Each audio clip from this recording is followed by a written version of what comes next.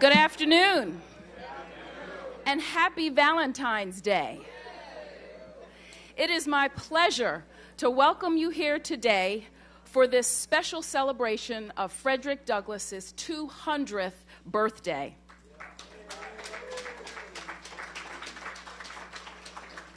We are here to unveil the recently restored painting of D.C.'s own adopted son that once hung in the Recorder of Deeds building. The portrait is now part of the D.C. Archives collection at the Office of Public Records. In addition to the portrait, we have on display in the case to my right a few other special items from the Office of Public Records Archives collection. Included in the case are the last will and testament of Frederick Douglass, the deed of purchase to Douglass's home at Cedar Hill, transfers of custody of inmates between the D.C. jail and the police court, both signed by Frederick Douglass when he served as the first African American to be confirmed by the Senate as a United States Marshal prior to him becoming a Recorder of Deeds. And lastly, a bust recently acquired from the estate sale of the late council member Jim Graham. Records indicate that Frederick Douglass was born into slavery in Talbot County, Maryland, around 1818. However, like most born into slavery, he was unsure of his exact birth date. He adopted February 14th because his mother often referred to him as her little Valentine. We are joined today by representatives from the National Park Service, who last fall graciously provided me a guided tour of Cedar Hill. Thanks so much once again. I want to thank my team at the Office of Public Records and the DC Archives for their passionate dedication and their meticulous care of DC history and artifacts. I must give a special shout out to the Commission on Arts and Humanities and Ms. Zoma Wallace. CAH has been a tremendous partner and resource, often coming to the rescue at the last minute. And I want to thank the Mayor's Office on African American Affairs and the team from the Executive Office of the Mayor, as they were all instrumental in putting together this event today. Now, the reason we are here today. The portrait of Frederick Douglass was commissioned in 1936 by Recorder of Deeds William J. Thompkins, who served from 1934 to 1944. Thompkins arranged for 3 artists to paint a series of portraits of 12 of his 13 predecessor Recorders of Deeds through the Works Progress Administration, or the WPA. One of the 3 artists was Velma Buckner, a graduate of Dunbar High School and Howard University.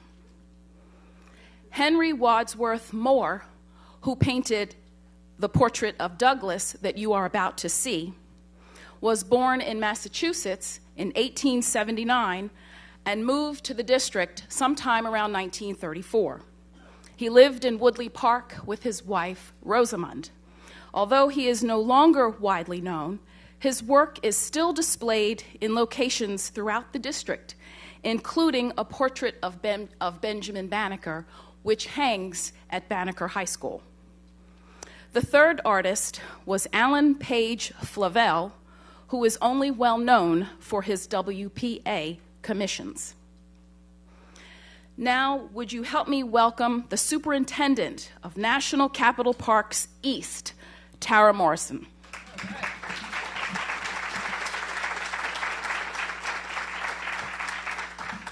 Thank you, Secretary Vaughn. First, I'd like to thank Mayor Bowser and Secretary Vaughn for inviting the National Park Service to be a part of this event today. We are extremely excited to have a role in celebrating and commemorating the bicentennial of Frederick Douglass with those who know of his work, and maybe even more importantly, those who do not yet know of Frederick Douglass and his work, particularly our youth. as it is extremely important that we all know about the life and legacy of this great American. And I think we can safely say he was one of the greatest Americans who had ever lived.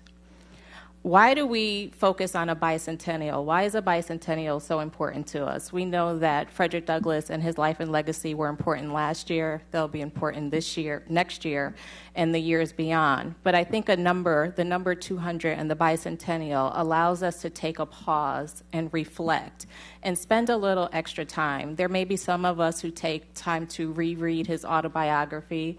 There may be some of us who visit Cedar Hill for the first time, so if you haven't been there, please consider this a personal invitation, or those who have been and want to come back and learn a little bit more. All of those are wonderful options for us to reflect and pause and think about how his contributions can help us to all do a little bit better in our lives today.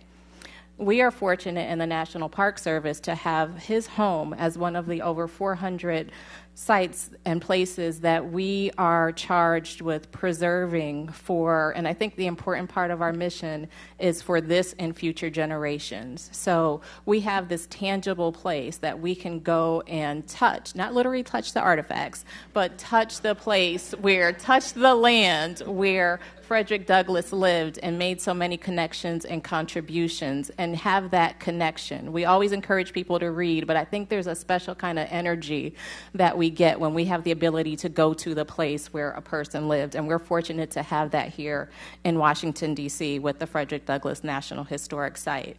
And when we talk about preserving these places, the Douglass home came to the National Park Service in 1962, and it's important to reflect, again, on organizations that took it upon themselves to have a very active role in preserving the site so that it was able to be transferred to the National Park Service in 1962. So we owe Helen Pitts Douglass, Frederick Douglass's second wife, the Frederick Douglass Memorial and Historical Association, and the National Association of Colored Women's Clubs. We owe them all a great debt for the work that they did.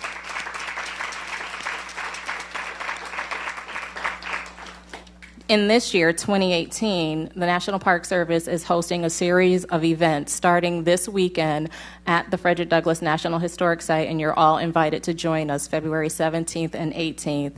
And then throughout the year, we'll be working with the Frederick Douglass Family Initiative we've created new curriculum for children in grades 4 and 5 and in high school to, again, provide that connection and deeper dive into Frederick Douglass's life and legacy, and have secured funding with our partners to provide bus transportation for school groups to come and visit the site, because we don't want there to be any obstacle for any child in particular to come and visit the site and have that engaging opportunity. The site is open 7 days a week and continues to be that icon for the American collective memory. So we have the site, we have the home, we have the objects that allows us to connect and reestablish our connection with Douglass and understand his values. Just a little side note, this morning I had an opportunity to sit on a panel and we presented to 10th grade young men. And one of the questions one of the young men asked was about Frederick Douglass's morals and how did his morals inspire us. And so I thought that was a very important question for a young man to ask. And those are the lessons that we can learn from Douglass, learning about his activities in social justice, abolition, civil rights, equal education, regardless of race and gender. And how does the work that he did then relate to the work that we're doing now? What are the lessons and inspiration we can get from his life and work to push us forward? And those are the connections that the National Park Service is always trying to make. How do we stay relevant? How do we stay current? Why should history matter to a 10th grade young man? And I think there are some very good connections that we could make from Mr. Douglass's life. I also want to take a moment here in this month of February, and it's often said that Dr. Carter G. Woodson chose the month of February to first establish Negro History Week, which we now know as Black History Month, because it included the birthdays of Frederick Douglass and Abraham Lincoln. And I wanted to close with one of Carter G. Woodson's quotes, which I think ties us back to Douglass. And so it reads, "Those who have no record of what their forebears have accomplished lose the inspiration which comes from the teaching of biography and history." So we owe a great debt of gratitude to Frederick Douglass. We also owe a great debt of gratitude to Carter Woodson, who helped to forge our efforts to preserve and educate around Black history. And so on this landmark anniversary of Frederick Douglass, I think we all have a great thanks to Frederick Douglass for documenting his life and his story, which continues to inspire generations to come. Thank you again for the opportunity.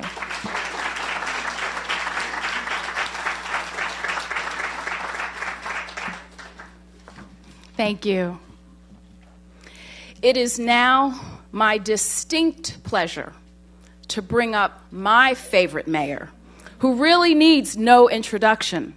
As a fifth-generation Washingtonian, time and time again, she continues to work tirelessly to deliver on behalf of the residents of Washington, D.C. Mayor Muriel Bowser is dedicated to improving the lives of every resident every single day. And now it is my honor to present Mayor Muriel Bowser.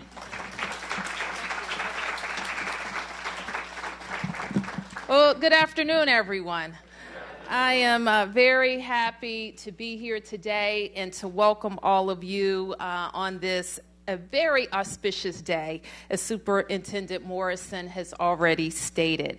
Let me start by acknowledging so many people who are here with us today to celebrate the 200th birthday of a great American, Frederick Douglass. Secretary, I want to thank you for your leadership on this. Of course, it is the Secretary of the District of Columbia who is trusted with really helping all city agencies and all of us in the city preserve our very rich history. And we don't do enough to preserve or celebrate that history in Washington, D.C. And in a city that is changing as fast as ours, we must dedicate ourselves in being very intentional to document the history of our neighborhoods, the history of our institutions, and the histories of the great Americans who have called D.C. home. Unlike other Americans, they have all enjoyed the franchise, whereas Frederick Douglass and all of us who have followed have not. And so Frederick Douglass's birthday is yet another reminder to us to be about what he was about. And he was about freedom. And he was about standing up and fighting for what was right. And there's no better thing that we can do on this Valentine's Day but to recognize his mother's sweetheart and her Valentine, Frederick Douglass. Let me acknowledge and thank the members of the council who are here. I haven't seen Chairman Mendelson arrive, but I want to acknowledge him and his entire team who have taken up D.C. history in this building. And I want to appreciate their efforts in doing that. They are working on a portrait project, and I am happy that this Frederick Douglass portrait will be unveiled today. Let me also acknowledge Councilmember Gray, who is here, Councilmember Nadeau, Councilmember Che, Councilmember Allen, and Councilmember Robert White. Let's give them a big round of applause. And in so many ways, this building in itself is a great piece of D.C. history. And too often, we don't celebrate this building. I realized soon after I was sworn in as mayor, the following February, from the January, we hosted an open house in the Wilson building. That cold winter day, there were lines of people wrapped around the building to come in. And that taught me a very important lesson. Many of us are in and out of the building all the time. We're at hearings, we're visiting council members, visiting administration officials, but many Washingtonians don't make that trip often. So we should, at every moment that we can, remember to invite people to this building where we do experience democracy, where people can knock on the doors of their council members, talk to administration officials, and really affect how government happens here in Washington, D.C. And that is certainly the commitment of our administration, to be open, to listen, to lead, and to make the decisions that are best for our city. I was very happy to hear from Superintendent Morrison. I got to know Tara Morrison when she was the superintendent for Rock Creek Park. We were thrilled when she had the opportunity to lead National Parks East and be the caretaker for Frederick Douglass's home, and an outstanding representative she is. Let's give her another round of applause. I am also thrilled to be joined by Dr. Frank Smith, who is here. He's the former Ward 1 council member and also very committed to preserving civil rights history in Washington, D.C.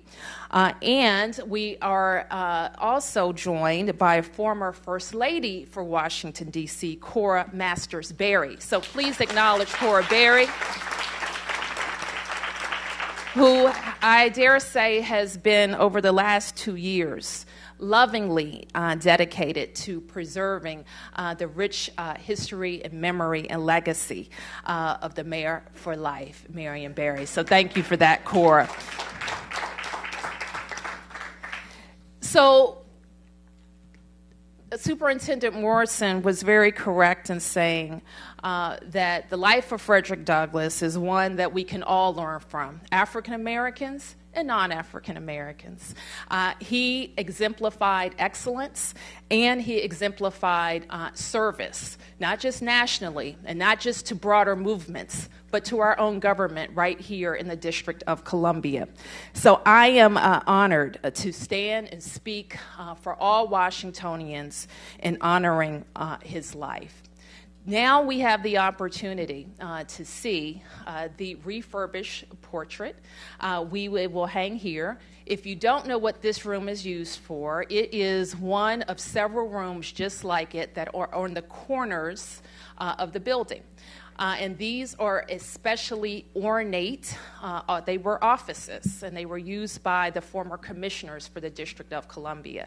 The chairman, for example, his office is a replica of this room.